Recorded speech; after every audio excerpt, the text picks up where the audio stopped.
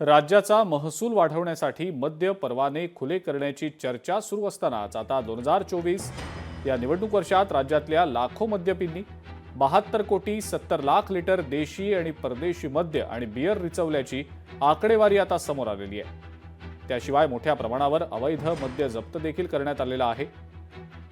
19 एप्रिलपासून देशामध्ये 7 टप्प्यांमध्ये आणि 5 टप्प्यांमध्ये राज्यात मतदान झालं, तर विधानसभा निवडणुकीमध्ये एकाच टप्प्यात मतदान झालं।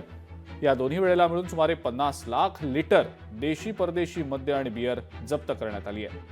निवडणूक काळात झालेल्या मद्य विक्री आणि इतर परवाने यामधनं विभागानं 9 महिन्यात 17,000 कोटी रुपये महसूल मिळवण्याचा पल्ला गाठलेला आहे।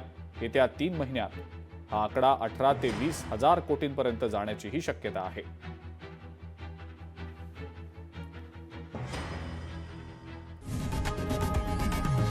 लोकशाही मराठी ऐका, पहा, जागरूक रहा।